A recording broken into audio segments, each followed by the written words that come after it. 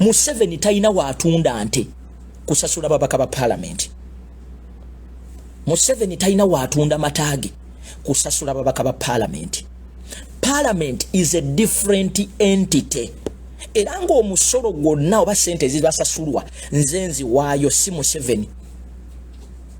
Nkiddamu. Yes, mwina ndowooza amawulire mwagategeera oba temunabagategeera byenzize okubawa olunaku olwaleero ate era n'okwongera maaso okusiga ekifaananyi ky'ekigenda maaso omwami gwe mulaba ku screen awo I'm very sure mwena mumanyi bulungi ye Masaba Faustin. Masaba Faustin kyolina okumanya abadde tabeera mu Uganda. Ekyo kyolina okumanya mwena mukimanyi bulungi tina abadde awangalira obweru wa Uganda.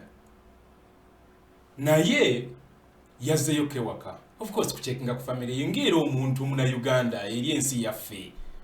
Osolo jingira wo yagalidde osolo gifulumira okola ki wo yagalidde. Naye we yagenze Uganda musajja watu ne bamuwamba. Bamutrailinze ne bamuwamba. That was on the 17th of April 2024 this year ko bamuwambide. Ne bamukweka babo ne bamutereka mutwe kya chembazi zaabwe okumala weeks ezo weeks 3.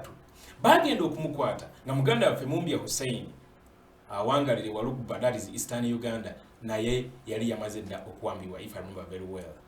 Era nga naye yabuzibwawo tewali n'omu amanjali.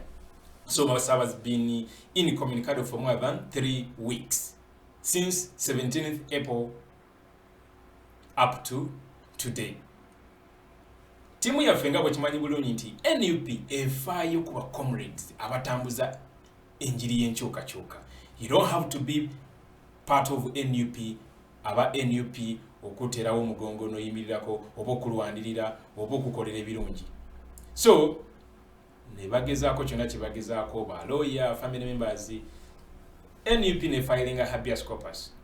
Yabadde yakulizibwa this previous Monday naye court nesaba yennaku ngazi izo.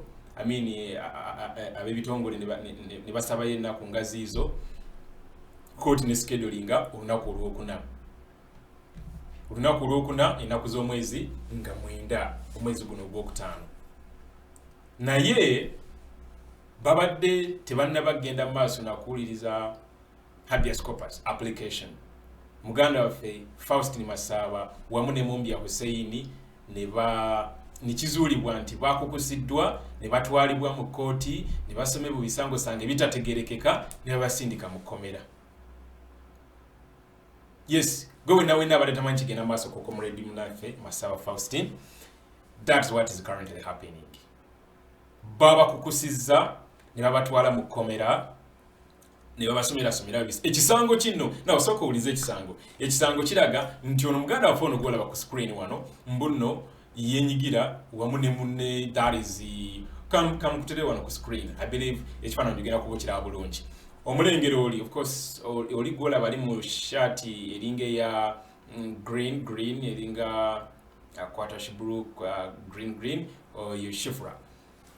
Naye ali makati yao, that is Mumbya Hussein. Mumbya Hussein is our comrade from Eastern Uganda. Naye yali yawambibwa nga tamanyi titwali mnomu amanjali era yali yabuzibwawo. Oyo gwentaddemu kasako bulungi ako kola baka red akutte wano what that is comrade Masaba Faustin. That's comrade Masaba Faustin. Waliwo abantu bannaffe bennyini abawulira nti no waliwo munnaffe omu akwatiddwa ne batandika okufabricating agaboozi agataliiko omutwe n'amagulu. Ne bagamba nti oyo alimba simanyi oyeekusa. You know, banange ensonga zino mulekerawo zizanyiramu bino bye tulimu bya ddala. Kati ono comrade munnaffe ali mu kkomera. Talina musango nagumu guno gwe yakola ekyo njagala okimanyi. Mbadde nkunyumiza ku kisango. Bagamba bamutandika ekisango wamu ne munne amini ne comrade Hussein Mumbya tebeemanyi beesanze bwesanzwe ga beetegereddawo ba meetings. Naye batandika ekisango nti baayokya edduuka ly'omukyala. Simanyi Irene kwagala something like that. Kyokka ekyennaku kyagishiitiraga nti musango baaguzza on the 18th of April 2024. 24 ate comrade munafono bamukwata 17 bagamba omusango yaguza 18 kyokka ate bamukwata 17 kakiba kitegeeza yabeera mu custody yaabwe kyokka ate on the other side ng'atali mu kuzza misango kyekulu kwegamba ojjukira ebintu bya 2021 obakwatanga ba comrades banaffe tiimu ya eri mutwe nubianili abaana abo bonna bebakwata ekalangala mukyajjukira ebisangosango byabateekako babateekako ekisango ate nga kyagishitiraga bagenda okuzza omusango ogwo ate already nga bali mukomera. So kino kiraga of course the repeated pattern of uncoordinated stories Museveni ne team ye ziba fabricating ku bana Uganda ebakutte ne bebalama omusango omutuufu gubakwasiza ne ba fabricating awo kisango ekitali. Of course fenna tukimanyi bulungi ekikwasiza mu comrade Munafono Masaba because of his activism ono musajja ali very committed nsose kukubira ku ddoboozi lye omuwulire bulungi amba tuli banywi banjaga yes ayogera ko sabuni social media kyolanga nsiba bagamba nti nno social media tugizanyisa singa bade tayina kiyakola na kimunga tavangayo yadde kogera emikono gye yagizinga bulungi bwati nasirikireyo tewali n'omuyande mukutteko naye simply because yavayo nakose ddoboozi lye na highlighting ebyo bitagenda bulungi mu nsi yaffe ne Uganda yensonga lwaki yakwatiddwa kati bamutaddeko ekisango ekitaliyo kakati bannange ndi wano kubakunga tukitegedde. Of course ebya Museveni obimanyi John Bosco Kibalamba amwamba on the 3rd of June 2019 up to today tewali n'omu amanyi gyali. Muzeyi John Damulira Kanata Muhammadi bayitirivu nnyo basoma mu 18 tewali n'omu yali azzeemu kubalabako yadde okumanya nti obaaliko wano obaaliko wali. You know, nebaza buli muntu akoseza platform ye okudimaninga comrade Munafono ateebwe. Kati tumanyi nti ali under a gazetted detention center.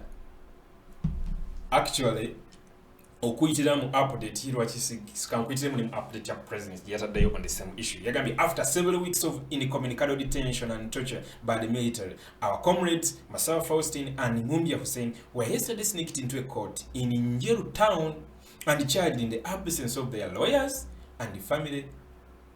Apparently these comrades who did not know each other before are being accused of jointly burning shops in Njeru.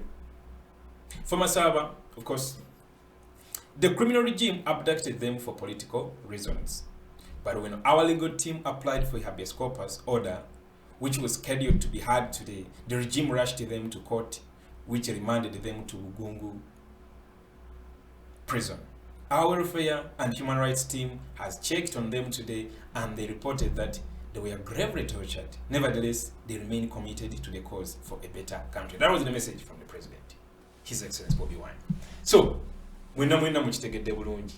Ki kolo kiki njagala okuba wano. Gwe wenna ali eyo. Gano gasango ge batadde ku comrade Munafono. Of course, mwena mukimanyi bulungi nti gali fabricated. Kati amaloboozi geeyongeremu.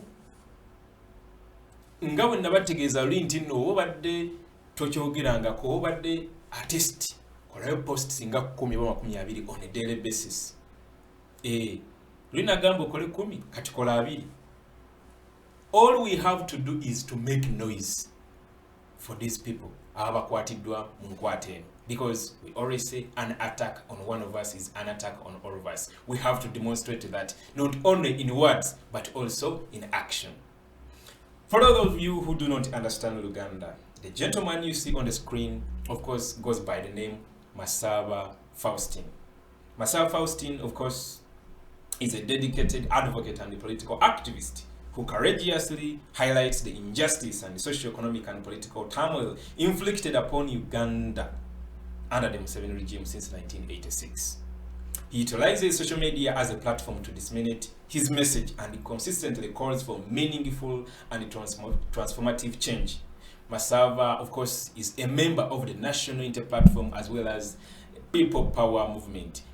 both led by His Excellency Bobby Wine. Now, recently, Masaba returned to Uganda, of course, to check on his family, and he was subsequently abducted due to his vocal opposition to the regime. He was held in incommunicado for over 3 weeks. The gentleman you see on the screen.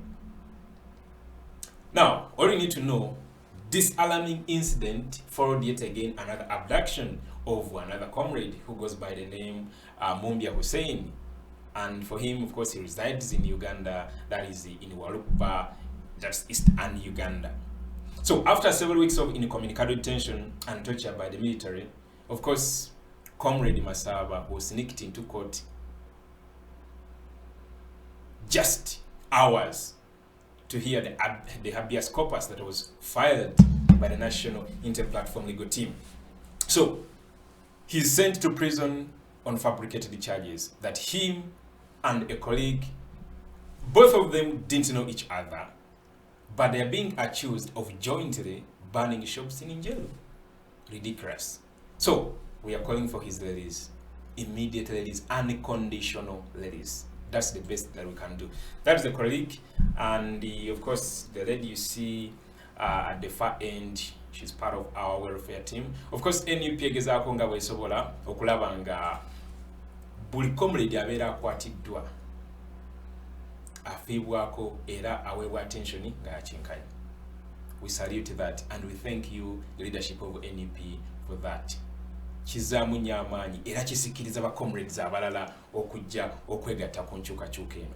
Wadde toyina kubeera part of NUP okulaba ebikyamu bigenda mu maaso mu ggwanga, n'ate yo NUP ekulaga nti wadde toli part of, n'oba toli part of, naye nga message gy'osindika nkyukakyuka tugenda kuyimirira naawe. Ekyo kikolwa kirungi nnyo. Naye baganda bange mwenna, gwe wenna ali eyo, nyensonga eno bali tunabagjiwa amaanyi, bambi jiwa amaanyi. Tetugeza ne tukkiriza Masaba kumala mu kkomera. By the way, wemba nzijukira bulungi, Secretary General atwade update ndoza agenda kukomezebwawo mu kooti on the 23rd of May. Kamalo wano kucheckinga very fast sagala kubawa dates zitali ntuufu. Kamalo kucheckinga wano very fast ku update from the Secretary General. Secretary General Gambi this morning we dispatched our welfare and human rights officers to check on Comrade Masaba Faustin and Mumbia Hussein at Bugungu YP prison. They checked on them and found them in high spirits despite the ongoing challenges. The two comrades are strong spirits although they were severely beaten. Meanwhile, at the High Court, the state produced this charge sheet and told the court that the accused persons are now under lawful custody. They were charged with setting a shop on fire in Njelu municipality, even when they did not know each other until they found themselves under same-wide custody. You can imagine this. After they spent several weeks under incommunicado detention. Grateful to everyone who used different platforms to demand for their release. This impunity and lawlessness will certainly come to an end. Of course, that was the message from the Secretary. Of course, njitaddeyo nayo platform ya JB Muwonge, that's the Facebook page. I have attached as well the police, the court charge sheet, statement of the offense, particulars of the offense, statement of the offense, particulars of the offense for each one of them. That is Masaba Faustin and as well as Mumbia Hussein.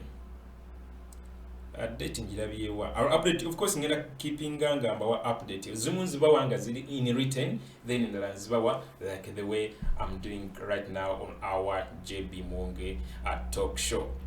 Kyoino okunkolera gena maaso nga message eno which pushinga far and wide. Far and wide. Nga Bruce Afland we yakugamba recently na muchaza nga twogera ku sanctions nti buli gwe wolengera JB Muwonge talk show sharinga ate yitayo n'abantu abalala nga 10 nabo baberenga bafuna amawulire gano. Alright, of course that is Masaba Faustin and that is Mumbia Hussein on the side.